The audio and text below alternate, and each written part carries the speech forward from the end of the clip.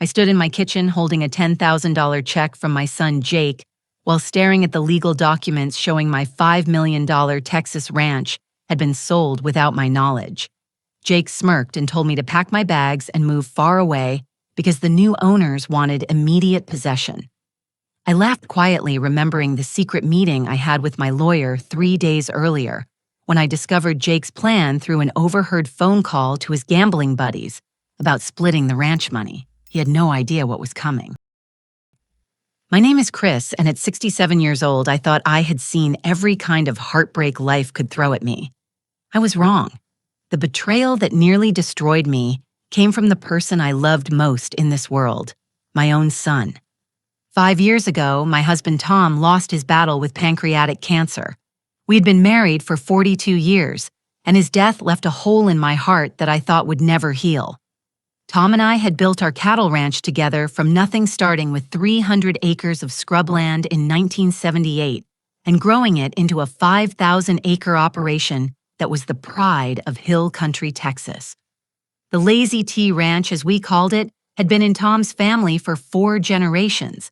His great-grandfather had homesteaded the original plot in 1923, building the main house with his own hands from limestone, quarried right here on the property. Over the decades, each generation had added to both the land and the legacy. When Tom inherited it from his father in 1975, we were young newlyweds with big dreams and calloused hands. We raised prize-winning Angus cattle, and our breeding program was known throughout Texas. The oil rights alone generated quarterly payments that most folks could live on comfortably. Tom always said the land would take care of our family long after we were gone, and he made me promise to keep it in the family no matter what happened to him. Jake was our only child. I had 3 miscarriages before he was born and 2 more after. The doctors said it was a miracle I carried him to term. Maybe that's why I spoiled him more than I should have. Tom used to warn me that I was too soft on the boy, but how could I not treasure the son we had waited so long for? Jake had always been what people politely called creative with the truth. As a child, he blamed broken windows on the wind, missing cookies on the dog, and failed tests on mean teachers. As he grew older, the lies became more sophisticated, but no less frequent. He drifted through college, changing majors 4 times before finally graduating with a degree in business that he never really used. He married Sandra Wright when he was 28, a sharp-tongued woman who always seemed to be calculating the value of everything she looked at. They divorced 3 years later in a bitter battle over assets that left Jake financially wounded and emotionally scarred. Sandra got their house half his savings and alimony payments that stretched his budget thin. When Tom got sick, Jake rarely visited. He was always too busy with work, too stressed about his divorce, too something to spend time with his dying father. I made excuses for him, then telling myself that watching a parent suffer was harder for some people than others. But deep down, I knew Tom was disappointed in the man our son had become. After Tom's funeral, I threw myself into running the ranch alone. Danny Rodriguez, our foreman, had worked for us for 15 years and knew the operation inside and out. He stepped up to help me manage the day-to-day operations while I handled the business side. We made a good team, and the ranch continued to thrive even without Tom's steady hand guiding it. 2 years ago, Jake showed up at my door with a pickup truck full of belongings and a sob story about needing to get back on his feet. His apartment lease was up, he said, and he wanted to help me with the ranch while he figured out his next move. Like a fool, I welcomed him with open arms. The house had felt so empty since Tom died, and I was grateful for the company. At first, Jake seemed genuinely interested in learning the business. He asked questions about cattle breeding, irrigation schedules, and crop rotation. He accompanied Danny on morning rounds and sat in on meetings with feed suppliers. I began to hope that maybe finally Jake was ready to embrace his heritage and carry on the family tradition. That hope should have died when I started noticing small things going missing. A silver picture frame from Tom's desk, my grandmother's jewelry box, old coins from Tom's collection. When I asked Jake about them, he always had an explanation. The frame was being cleaned. The jewelry box was at a repair shop getting its hinges fixed. The coins were at an appraiser to check their value for insurance purposes. I believed him because I wanted to believe him. Then Jake began involving himself in the ranch's paperwork. He claimed he wanted to learn the business side and offered to help with filing correspondence and record keeping. He was particularly interested in documents related to property taxes, insurance policies, and legal matters. When important-looking papers arrived in the mail, Jake would intercept them before I could see them, saying he would handle the boring stuff so I could focus on the parts of ranching I enjoyed. I should have been suspicious when Jake started asking me to sign documents he claimed were routine paperwork. Insurance updates, he said. New regulations from the Department of Agriculture. Equipment lease renewals. The papers were always thick with legal language that made my head swim, and Jake would flip to signature pages, pointing to highlighted lines where he said my name was needed. "Don't worry about reading all this legal gibberish, Mom," he would say, with that charming smile that had gotten him out of trouble since childhood. "I've gone through everything with a fine-tooth comb. It's just standard stuff to keep us in compliance with new state regulations." I trusted my son. That was my first mistake, but it wouldn't be my last. The documents kept coming, and I kept signing them. Jake was always helpful, bringing me coffee while I wrote my name on line after line. He would chatter about ranch business, future plans for expanding the cattle operation, and how proud Dad would be to see us working together. The coffee was stronger than I usually made it, and it often left me feeling drowsy, but I attributed that to the long days and the emotional weight of handling so much responsibility alone. It was my neighbor, Betsy Parker, who first made me question what was happening. Betsy owned the adjacent ranch and had been my closest friend since Tom and I moved to the area. We had coffee together every Thursday morning, a tradition that started when our husbands were alive and continued after we both became widows. "Chris, honey," Betsy said one Thursday in early spring, "the mailman mentioned something strange yesterday. He said your address had changed on some of your official mail, and he was routing it to a post office box in town instead of bringing it here to the ranch. Do you know anything about that?" I stared at her over my coffee cup, feeling a chill that had nothing to do with the morning air. "What kind of mail?" "Government stuff," he said. "Legal documents, bank statements, things that usually come to your house." Betsy leaned forward, her weathered face creased with concern. I told him there must be some mistake, but he said he had change of address forms filed at the post office with your signature on them. That night, I lay awake staring at the ceiling, my mind racing. I had never filed any change of address forms. I had never opened a post office box. But someone had, using my name and my signature. Someone who had access to documents with my signature on them. Someone who lived in my house and knew my daily routine. The next morning, I waited until Jake left to run errands in town, then drove to the post office myself. The clerk, a young woman named Amy, who had worked there since high school, confirmed what Betsy had told me. "Yes, ma'am, Mrs. Henderson, you've got box 247, Amy said, checking her computer screen. "Been renting it since January.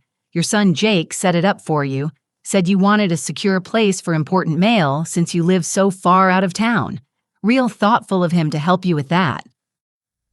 I managed to smile and nod, but inside my world was crumbling. Jake had been intercepting my mail for months, rerouting crucial documents to a post office box I knew nothing about. But why? What was he trying to hide from me? The answer would prove to be worse than anything I could have imagined. The truth hit me 3 days before Jake handed me that check, and it came in the form of a phone conversation I was never meant to hear. I had driven to a cattle auction in Fredericksburg that Thursday morning, planning to bid on some breeding stock that Danny thought would improve our herd genetics. The auction was disappointing. Prices were higher than expected, and the quality was lower than advertised.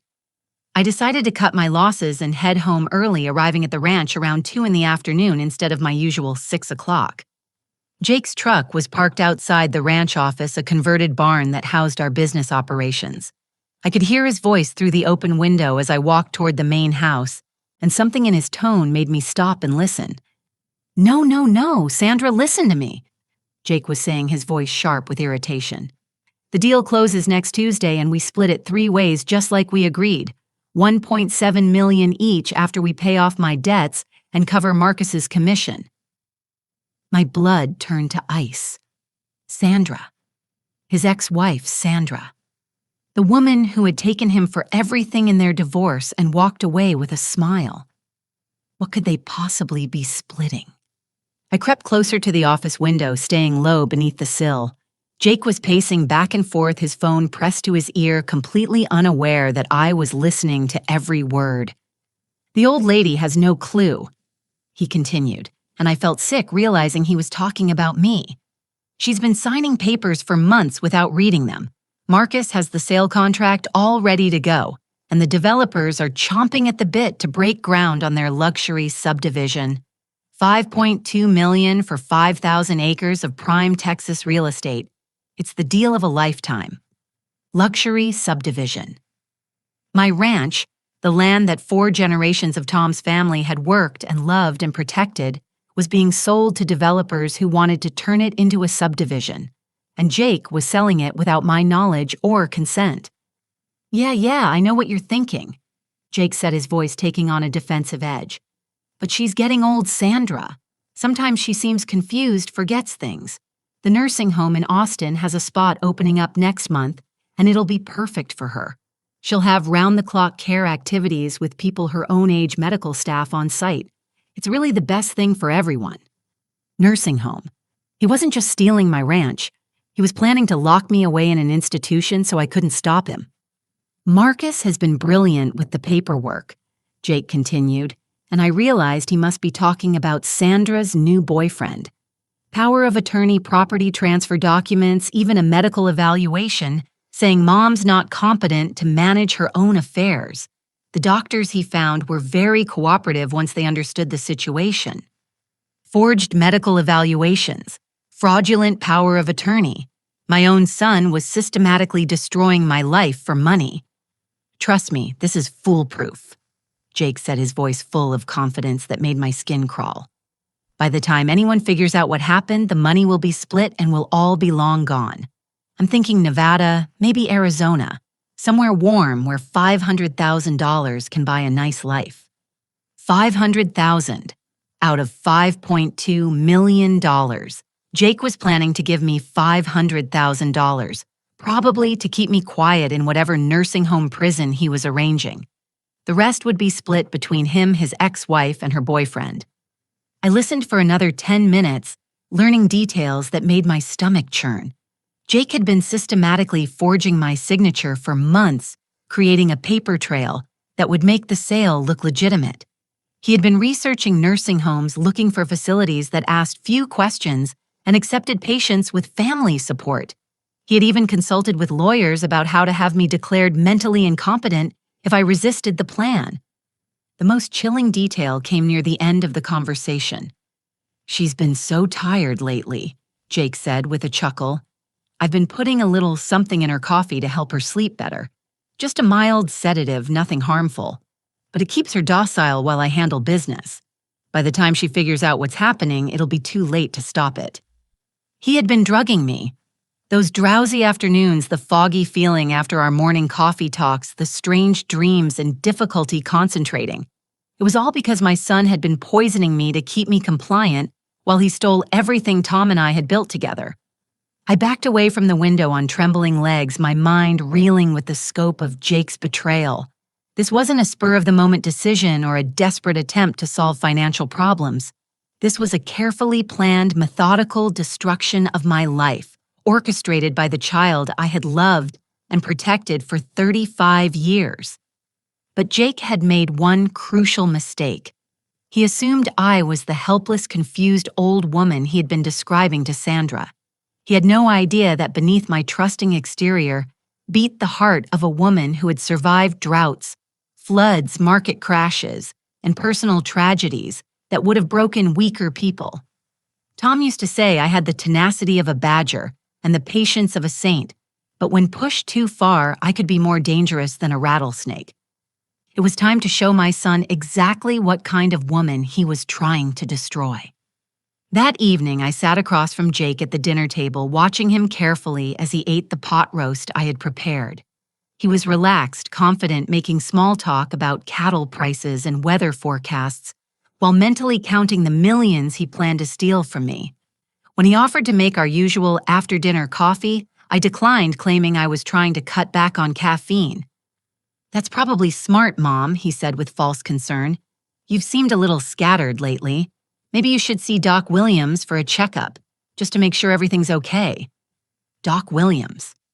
Another piece of the puzzle clicked into place.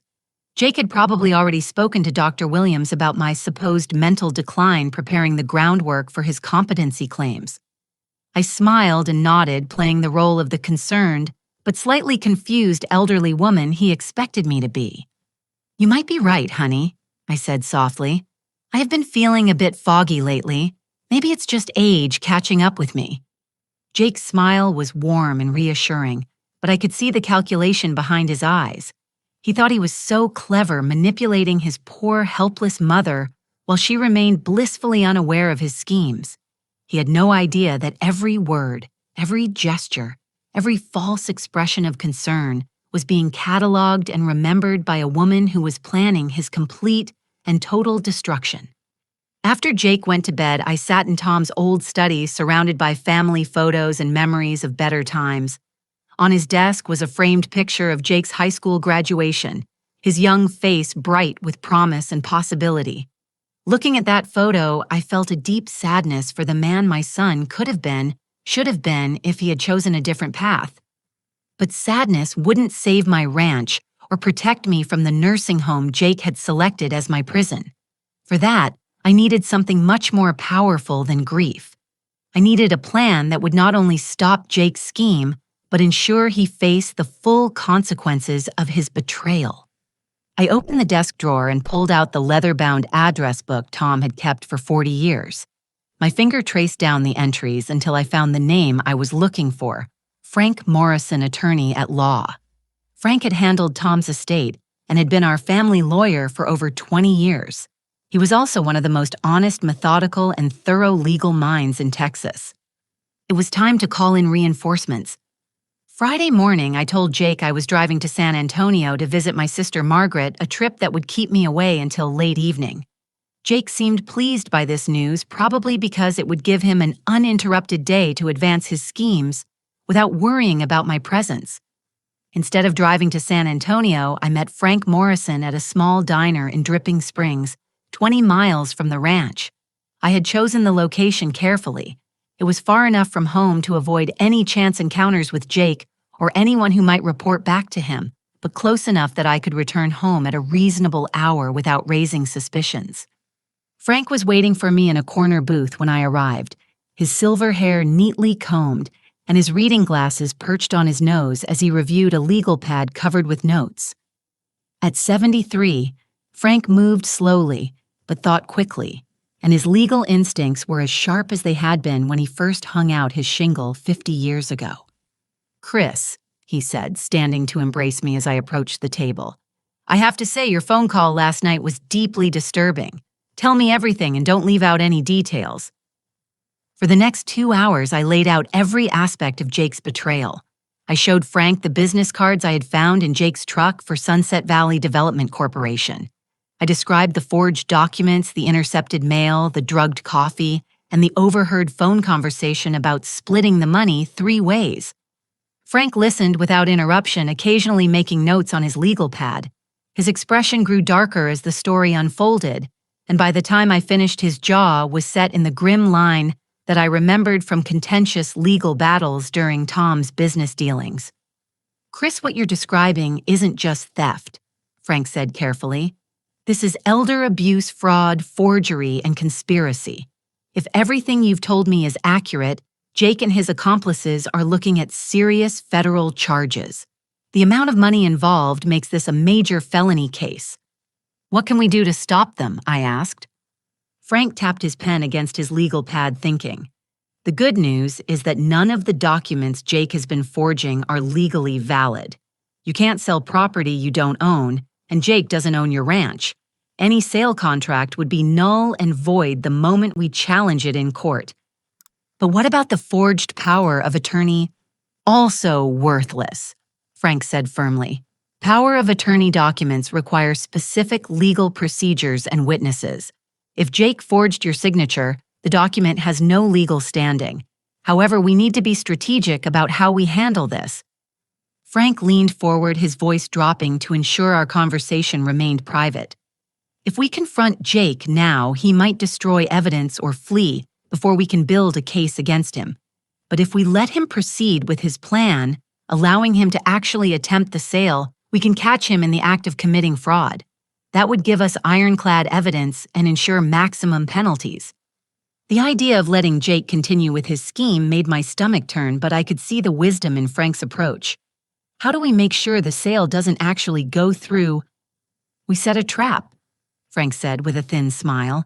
We let Jake think his plan is working while we gather evidence and coordinate with law enforcement. When he attempts to execute the fraudulent sale, we'll have everything documented and ready to present to prosecutors. Frank explained the legal strategy in detail. We would document every forged signature, every fraudulent document, every illegal action Jake took in pursuit of his scheme. We would record conversations, photograph evidence, and build an airtight case that would ensure Jake faced the full consequences of his crimes. But Frank, I said, voicing the concern that had been nagging at me since the previous day, what if something goes wrong? What if the sale somehow becomes legally binding before we can stop it? Frank reached across the table and patted my hand reassuringly. Chris, I've been practicing law for 50 years, and I've never lost a case involving clear-cut fraud. Your ranch is not going anywhere except back into your complete and undisputed control. But we're not just going to stop Jake. We're going to make sure he pays the full price for what he's tried to do to you. We spent another hour working out the details of our plan. Frank would coordinate with the sheriff's department and contact the FBI, whose involvement would be necessary due to the large amount of money and the interstate nature of the conspiracy.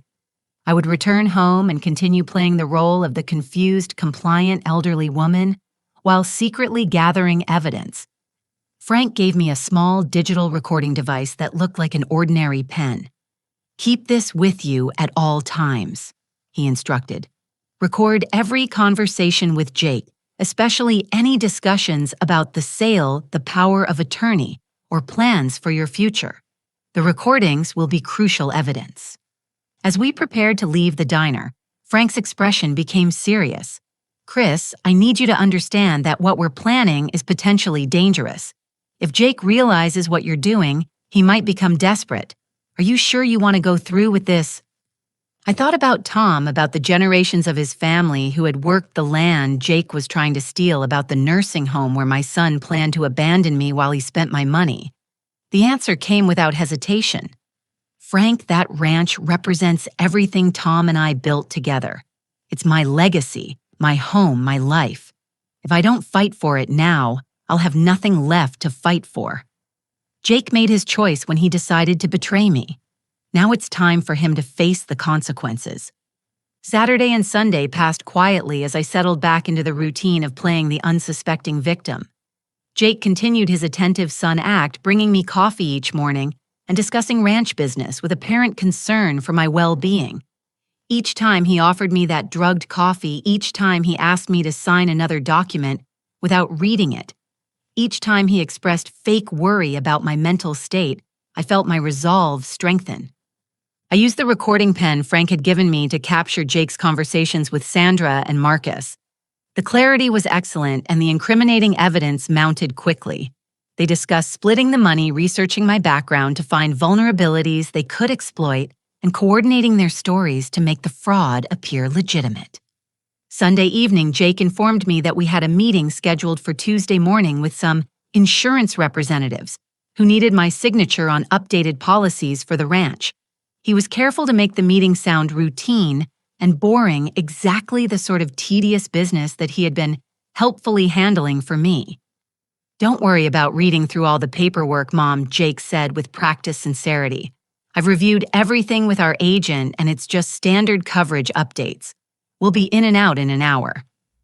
I smiled and nodded, telling him how grateful I was to have such a thoughtful son taking care of these complicated matters for me. Inside, I was counting down the hours until Jake would walk into the trap we had prepared for him. Monday night, I lay in bed thinking about Tom and the promises I had made to him about protecting our legacy. By Tuesday evening, either Jake would be in custody and the ranch would be secure, or everything we had worked for would be lost. There was no middle ground, no compromise solution, no way to salvage a relationship with a son who had chosen greed over family. But as I drifted off to sleep, I felt a peace I hadn't experienced since discovering Jake's betrayal.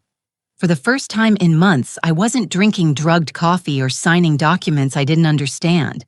For the first time since Tom's death, I felt like myself again, strong, determined, and ready to fight for what was mine. Tuesday morning would bring the confrontation that would determine whether justice or betrayal would prevail. I knew which side I was betting on.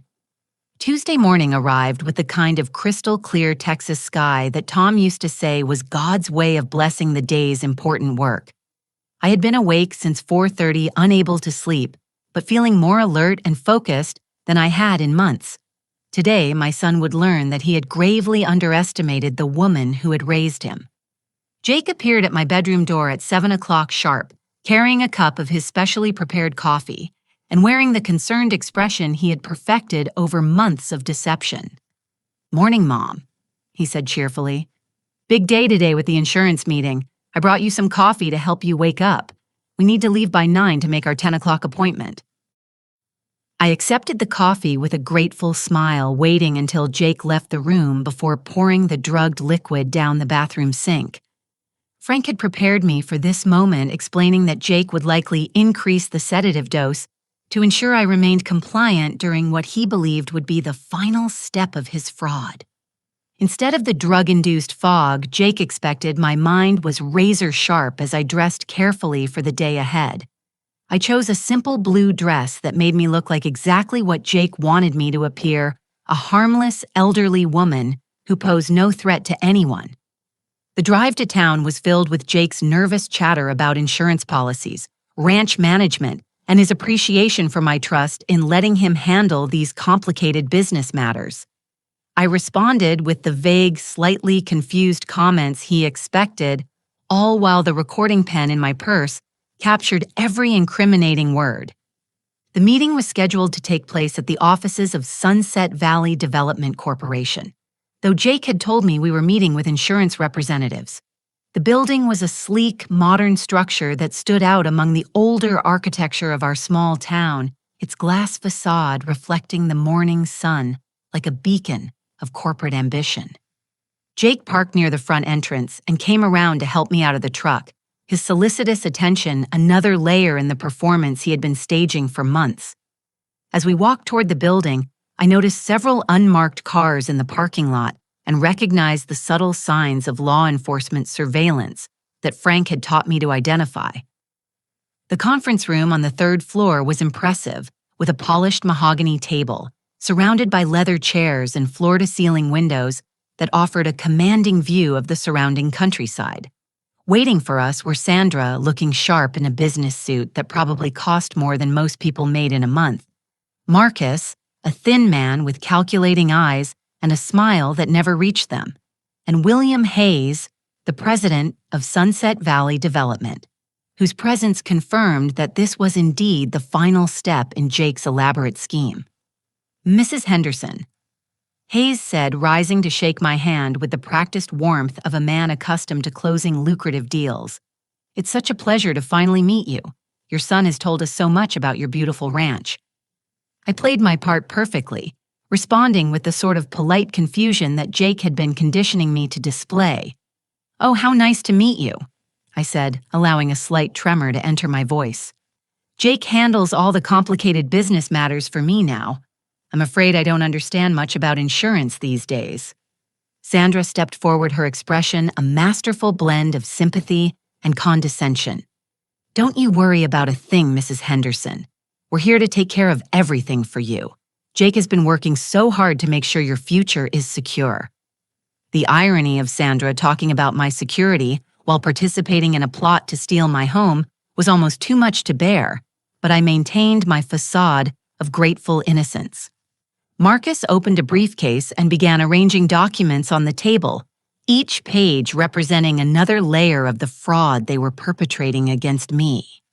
"Now then," Hayes said, settling into his chair with the confidence of a man who believed victory was assured. "We have just a few papers for you to sign, Mrs. Henderson. Your son has done an excellent job preparing everything in advance." Jake positioned himself next to my chair, ready to guide me through the signing process, just as he had done countless times before. But this time, instead of the confused, compliant woman he expected, he was sitting next to someone who understood exactly what was happening and was prepared to turn his own trap against him.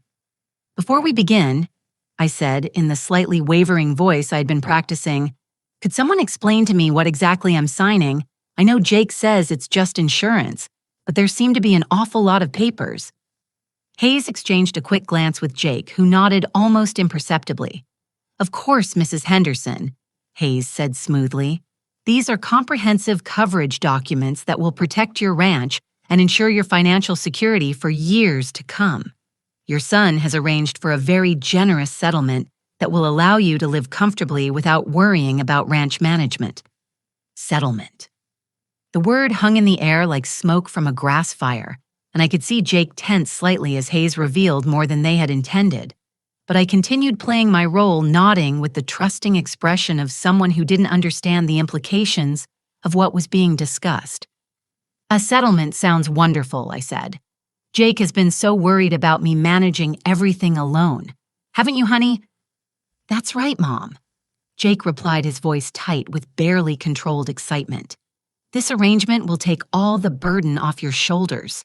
No more worrying about cattle prices or maintenance costs or any of that stressful business.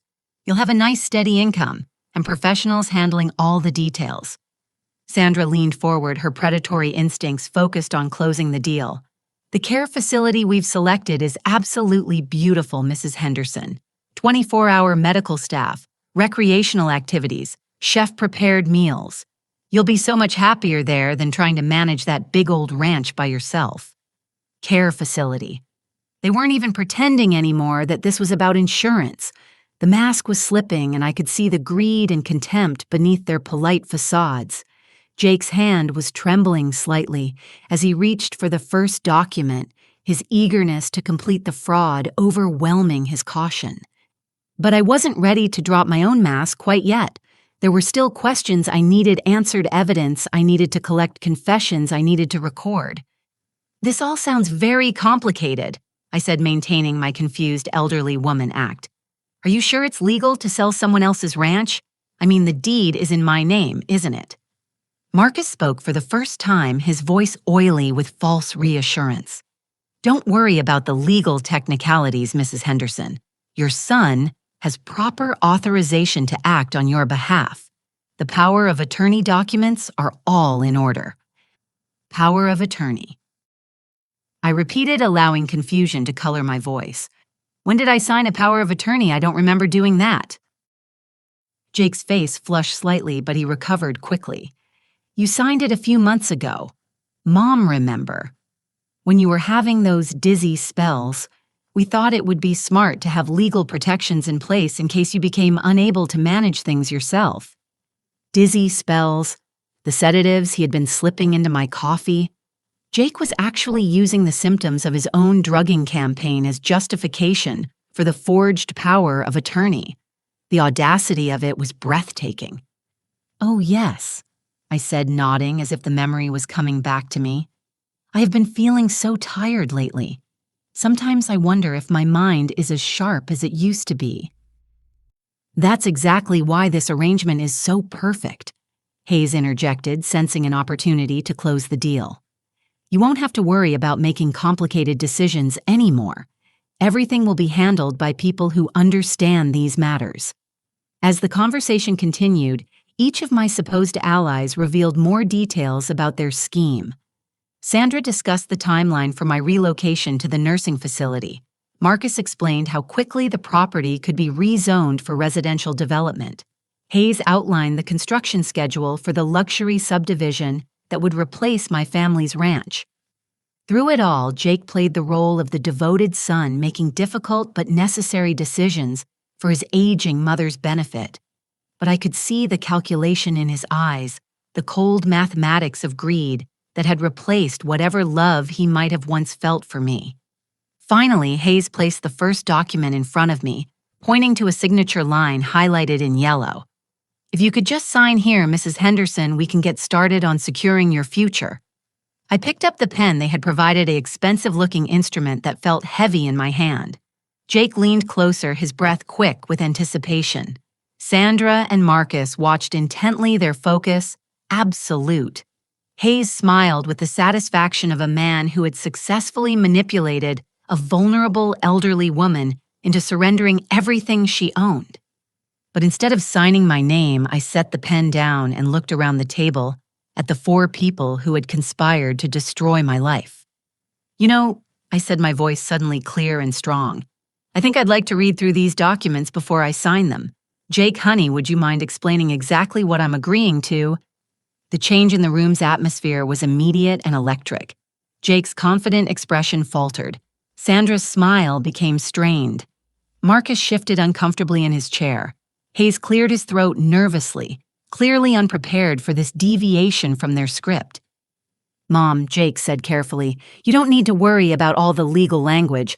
I've already reviewed everything for you." "I'm sure you have, sweetheart."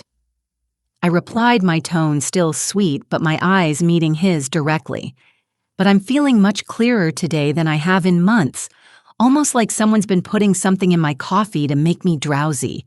Isn't that strange?"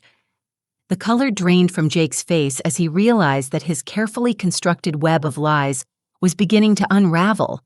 Around the table, his co-conspirators exchanged nervous glances, sensing that something had gone terribly wrong with their supposedly foolproof plan.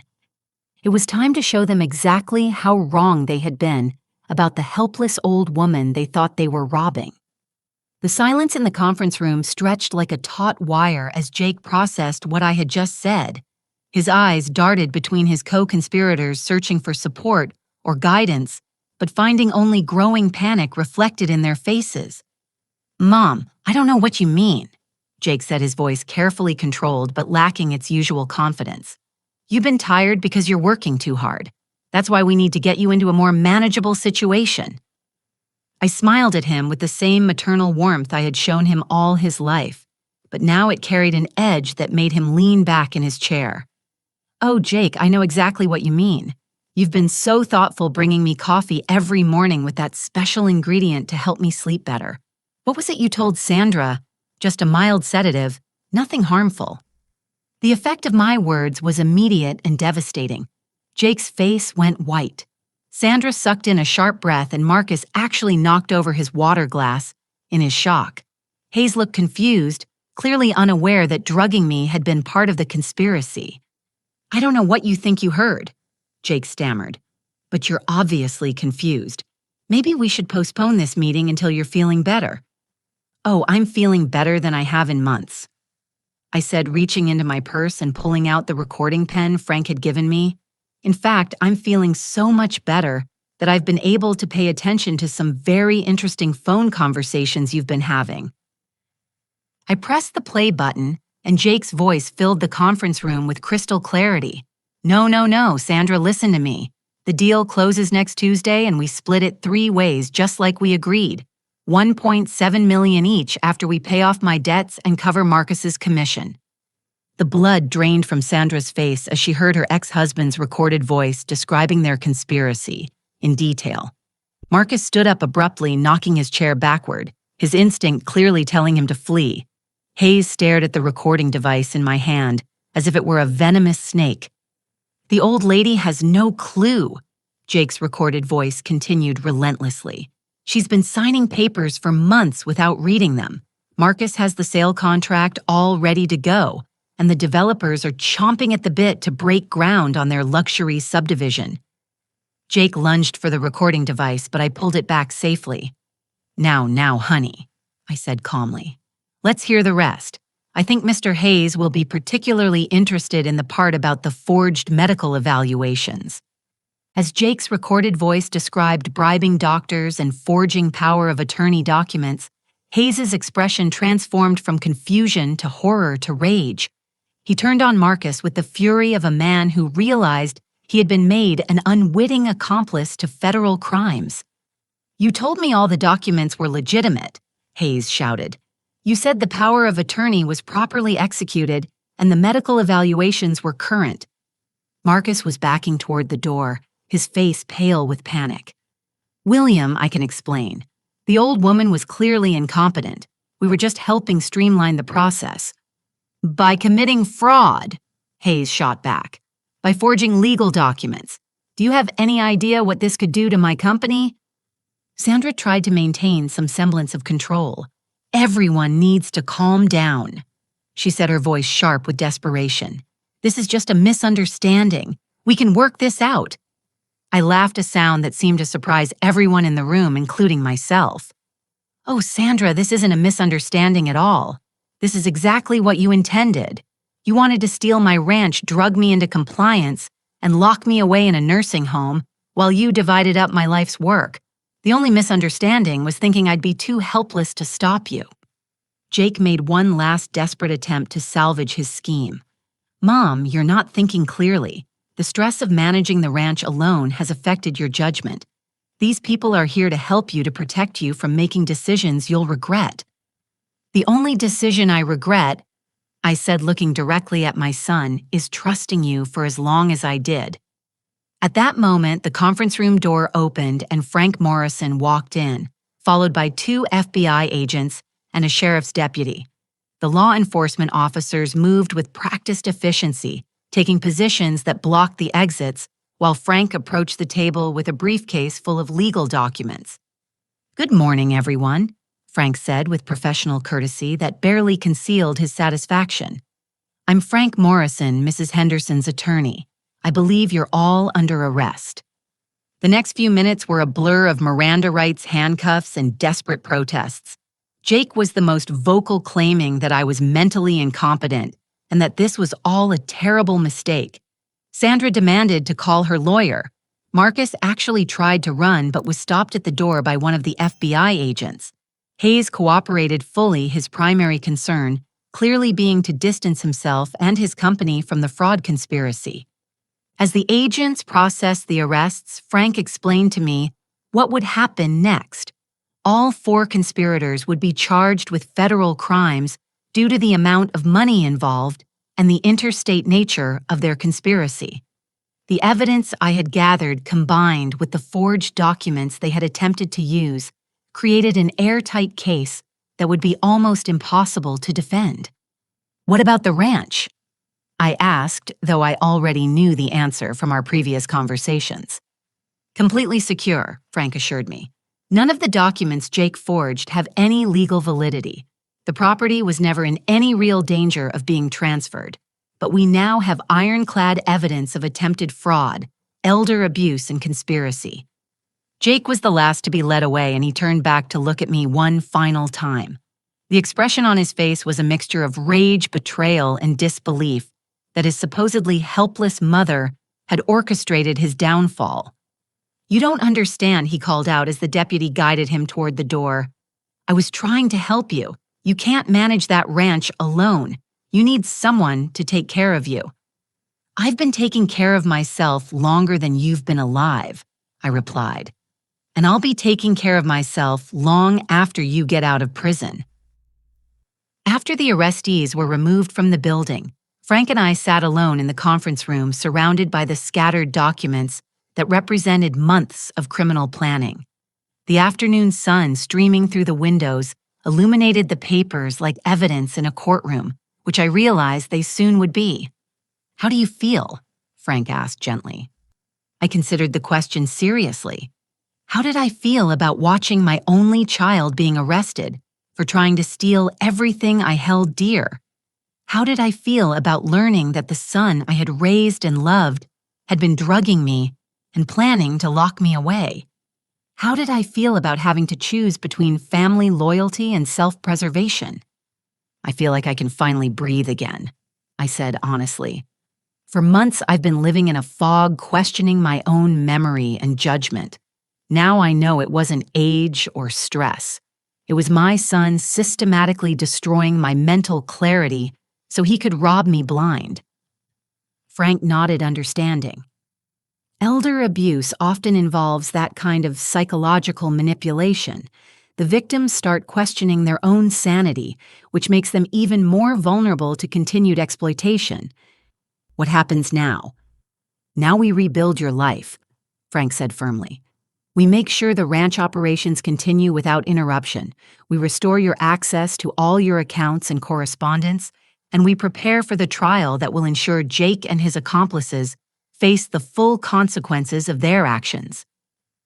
As we left the office building, I felt the weight of months of fear and confusion lifting from my shoulders. The parking lot that had seemed so ominous that morning now looked ordinary, just another piece of Texas landscape under the broad blue sky that Tom had loved so much. I thought about Tom as Frank drove me home, wondering what he would have thought about his son's betrayal and his wife's response to it. I hoped he would be proud that I had fought for the ranch and the legacy we had built together. I hoped he would understand that sometimes love means holding people accountable for their choices, even when those people are your own children. The ranch looked exactly the same as we pulled into the driveway, but everything felt different. This was my home again, my land, my life. No one would be drugging my coffee tomorrow morning. No one would be asking me to sign documents I wasn't allowed to read. No one would be making plans to lock me away while they spent my money. For the first time in months, I was truly free. 3 months later, I sat in the courthouse listening to Jake plead guilty to charges of elder abuse, fraud, forgery, and conspiracy. The courtroom was packed with local reporters, neighbors who had followed the case, and law enforcement officials who had worked to build the prosecution's case against the conspiracy. Jake looked older than his 35 years as he stood before Judge Patricia Wells, a woman who had known our family for decades and who clearly struggled to reconcile the child she remembered with the criminal standing before her bench. His orange jumpsuit seemed to emphasize how far he had fallen from the charming, confident man who had returned to the ranch 2 years earlier, Mr. Henderson. Judge Wells said, her voice carrying the weight of personal disappointment.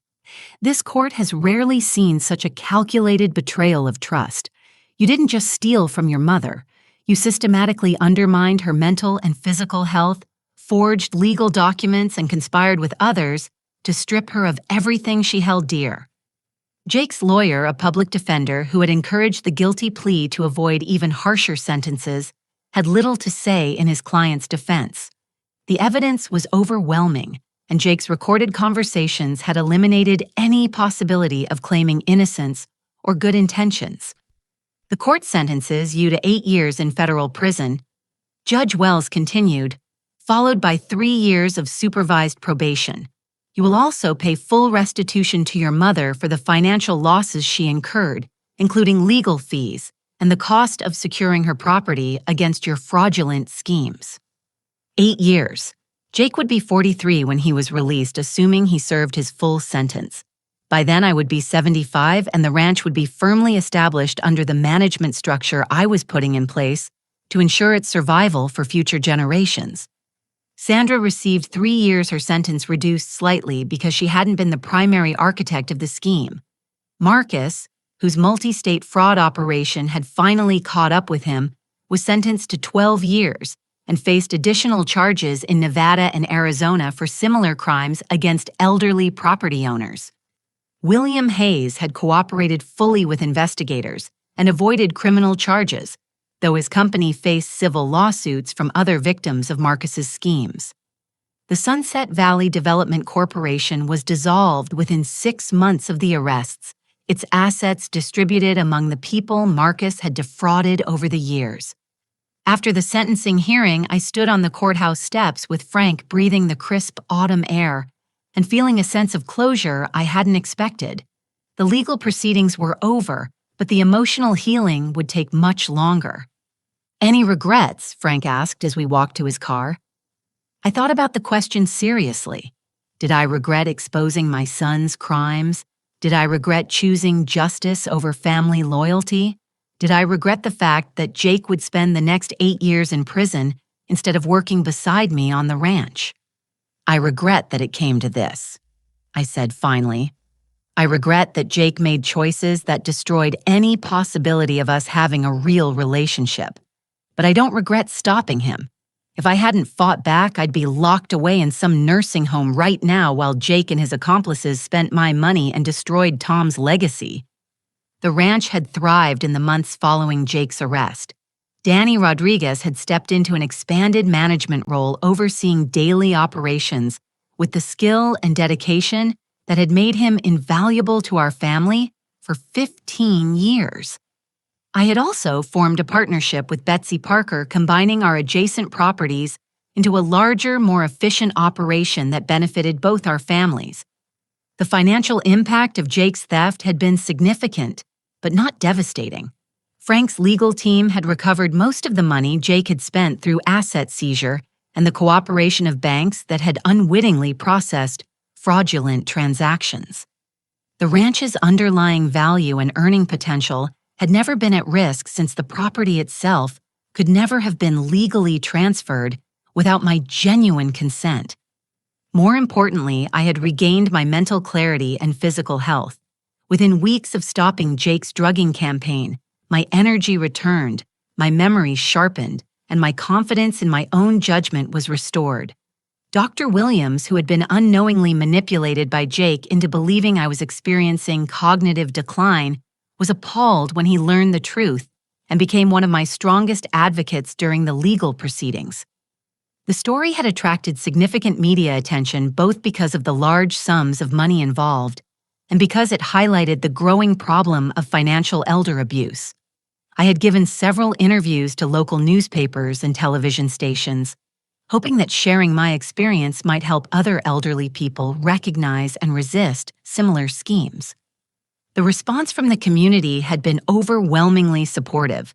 Neighbors who had known Tom and me for decades rallied around me, offering help with ranch operations and emotional support during the difficult months of the trial. The local sheriff's department used my case as a training example for recognizing elder abuse, and several other families came forward to report suspicious behavior by adult children who had been pressuring elderly parents to sign over property or financial control.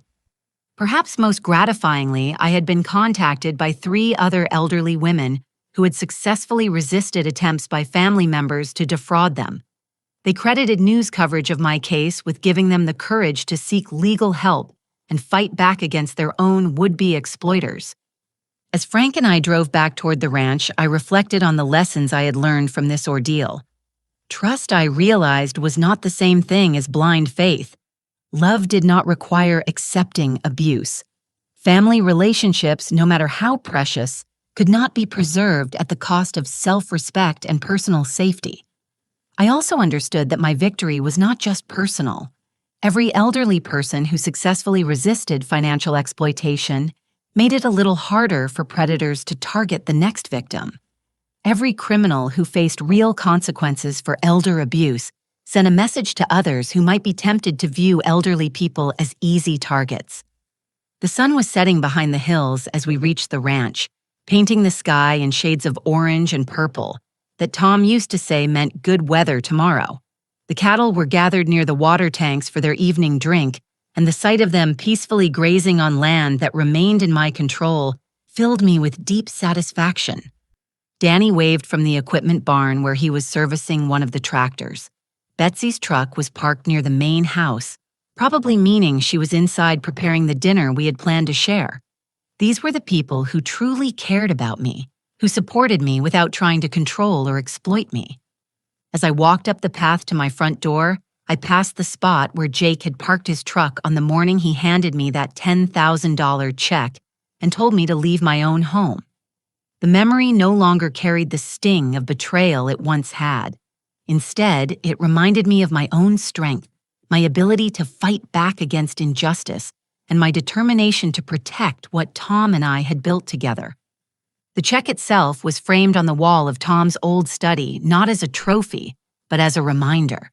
a reminder that people who see only weakness in age and kindness are often the most vulnerable to being surprised by strength they never expected to encounter. Jake had handed me that check believing he had already won.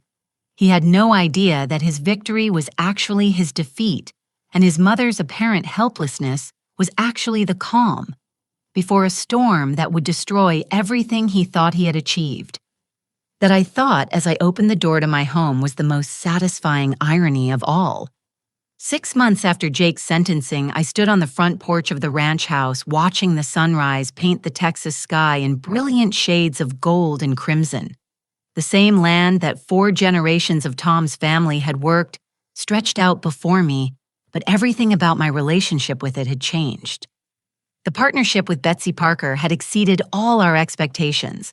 Our combined herds now included some of the finest Angus cattle in the state, and our breeding program had attracted attention from ranchers as far away as Montana and Wyoming. Danny Rodriguez had married his longtime girlfriend Maria, and they had built a beautiful home on a 10-acre plot I had given them as a wedding present. Their twin daughters, born just 2 months earlier, were already bringing joy and laughter to a ranch that had been too quiet for too long. The oil rights Tom had always protected were generating more income than ever, thanks to new drilling techniques that had opened previously inaccessible deposits. I used part of that income to establish a foundation dedicated to protecting elderly people from financial abuse, working with law enforcement agencies and social service organizations to educate potential victims and prosecute criminals who targeted vulnerable seniors. Frank Morrison, despite being in his 70s, had become a passionate advocate for elder rights law, using the expertise he had developed during my case to help dozens of other families. He often said that stopping Jake's conspiracy had been the most satisfying legal victory of his 5-decade career. But perhaps the most significant change was the one in myself. The woman who had been systematically drugged and manipulated into believing she was incompetent had been replaced by someone who knew exactly what she was capable of achieving. I served on the board of 3 local charities, had been elected to the County Planning Commission, and had become a sought-after speaker at conferences about rural business management and elder advocacy. The loneliness that had made me so vulnerable to Jake's manipulation had been replaced by a rich network of genuine relationships. My Thursday morning coffee with Betsy had expanded to include Maria Rodriguez and 2 other women ranchers, creating a support system that enriched all our lives.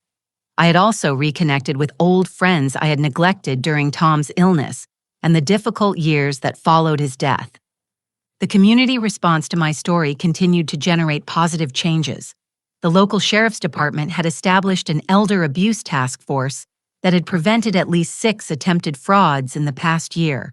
The state legislature had passed new laws requiring additional verification for power of attorney documents and medical competency evaluations, making it much harder for criminals to forge the kind of paperwork Jake had used in his scheme. Most importantly, I had made peace with the choices that led to this moment. Jake had written to me twice from federal prison, both letters filled with self-pity and resentment, rather than genuine remorse.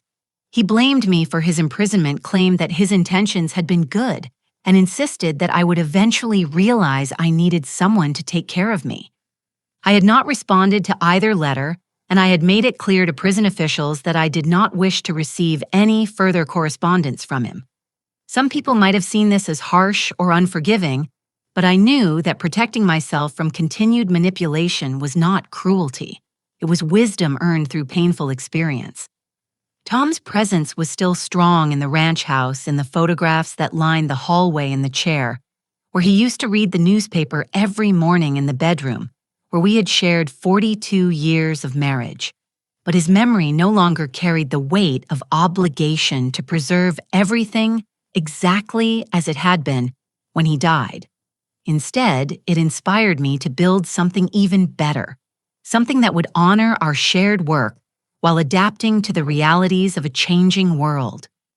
The $10,000 check still hung in its frame in Tom's study, but it was no longer alone on the wall. Next to it was a photograph of me receiving a community service award from the mayor, and below that was a newspaper clipping about the foundation I had established. Jake's attempt to buy my compliance had become the centerpiece of a display celebrating my refusal to be silenced or sidelined. On this particular morning, I was expecting visitors. A documentary crew from Austin was coming to interview me for a film about financial elder abuse, and a group of law enforcement officers were scheduled to tour the ranch as part of their training in recognizing and investigating crimes against elderly victims. As I prepared breakfast for my guests, I reflected on the question that reporters and conference audiences ask me most frequently. What advice would I give to other elderly people who suspected they were being financially exploited by family members? The answer had evolved over the months since Jake's arrest, but its core remained the same. Trust your instincts. If something feels wrong, investigate, rather than making excuses for the people you love. Seek help from professionals who have no financial interest in your decisions. Document everything, even if it seems paranoid. And remember that real love does not require you to surrender your autonomy or accept treatment that makes you feel diminished or afraid. I had also learned the importance of building relationships outside the family circle. My isolation after Tom's death had made me vulnerable to Jake's manipulation in ways that a broader support network might have prevented. Loneliness, I now understood, was one of the most dangerous risk factors for elder abuse, because it made victims desperate for any form of connection, even destructive ones. The sound of vehicles arriving interrupted my thoughts, and I looked out the kitchen window to see the documentary crew unloading their equipment, while the law enforcement officers gathered around Danny, who was explaining the ranch's layout and operations. These were people who cared about preventing other families from experiencing the betrayal I had endured, and their interest in my story represented hope that future potential victims might be better prepared to protect themselves. As I opened the door to welcome my visitors, I thought about Jake's prediction that I would realize I needed someone to take care of me. He had been right about one thing: I did need people in my life, but I needed people who respected my intelligence, valued my experience, and supported my independence. I needed partners, not caretakers. I needed friends, not controllers. The irony was that in trying to steal my autonomy, Jake had actually strengthened it. In trying to isolate me, he had motivated me to build stronger connections. In trying to silence me, he had given me a voice that reached far beyond the boundaries of hill country Texas. As the morning progressed, I found myself energized by the conversations with filmmakers and law enforcement professionals who understood that elder abuse was not just a family problem, but a societal challenge that required coordinated response. Their questions were thoughtful, their interest genuine, and their commitment to prevention inspiring. During a break in the filming, I walked out to the pasture where Tom's gravestone stood under the oak tree we had planted together 40 years earlier. The inscription read simply, "Thomas Henderson, beloved husband and father, 1945-2019. He made the land better." Standing there in the afternoon sun, I spoke to Tom as I often did, when I needed to clarify my thoughts or calm my emotions. "I think you'd be proud of what I've done with our legacy," I said softly. "Jake tried to destroy it, but it's stronger now than it ever was. The land is safe, the community is better protected, and I'm finally the woman you always said I could be." The wind rustled through the oak leaves, and for a moment I could almost hear Tom's voice telling me that he had never doubted I would find the strength to protect what we had built together.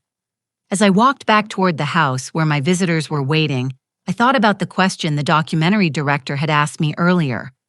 What do you want people to remember about your story? The answer came to me with perfect clarity. I wanted people to remember that age does not equal helplessness, that kindness is not the same as weakness, and that the people who underestimate elderly Americans do so at their own peril. I wanted other seniors to understand that they have rights worth fighting for and strength they might not know they possess. And I wanted potential abusers to know that their victims might be far more formidable opponents than they ever imagined. Most of all, I wanted people to understand that choosing to fight back against betrayal and abuse is not about revenge or bitterness. It's about self-respect, justice, and the belief that everyone deserves to live with dignity regardless of their age. Jake had handed me a $10,000 check and told me to disappear from my own life. Instead, I had chosen to stand up, fight back, and create a future that honored both my past and my potential. That choice had cost me a relationship with my son, but it had given me something far more valuable: the knowledge that I was capable of protecting myself and others from those who would exploit trust and love for personal gain. As the sun set on another day at the ranch, I sat on the porch with Betsy Maria and Danny, sharing stories and planning for tomorrow's work. This was my real family now, people who chose to be in my life because they valued who I was not, because they wanted something from me. In the distance, cattle grazed peacefully on land that would remain in good hands long after I was gone. The foundation I had established would continue protecting vulnerable seniors. The laws that had been strengthened because of my case would make it harder for future Jakes to prey on their parents. And somewhere, other elderly people who had heard my story were finding the courage to trust their instincts and seek help when they needed it. That legacy felt far more valuable than any amount of money Jake could have stolen from me. Before I end my story, I want to ask you something. Have you ever had to choose between family loyalty and self-protection? Have you seen signs that an elderly person in your life might be experiencing financial abuse? What would you do if you discovered that someone you trusted was systematically betraying that trust? These are difficult questions, but they're important ones. Elder abuse thrives in silence and isolation. It's defeated by awareness, community support, and the courage of people willing to speak up when something doesn't seem right. If my story has touched you, if it's made you think about the elderly people in your life or the importance of protecting vulnerable members of our community, please share it with others. Hit that like button if you believe that age should be respected, not exploited. Subscribe to hear more stories about people who refuse to be victims, and comment below to let me know your thoughts about the choices I made and the lessons I learned. Thank you for listening to my story. I hope it reminds you that it's never too late to stand up for yourself, and that the strongest people are often those who have been tested by the worst betrayals life can offer. May you never need the strength I found, but may you have it available if you ever do. Take care of yourselves and take care of each other. That's the best protection any of us have against those who would take advantage of trust and love. The ranch is quiet now as I finish telling you this story, but it's the good kind of quiet that comes from security and peace, rather than loneliness and fear. Tomorrow will bring new challenges and new opportunities, and I'll meet them with the confidence that comes from knowing exactly what I'm capable of achieving. That's the greatest gift Jake inadvertently gave me, the knowledge that I am far stronger than anyone, including myself, ever imagined.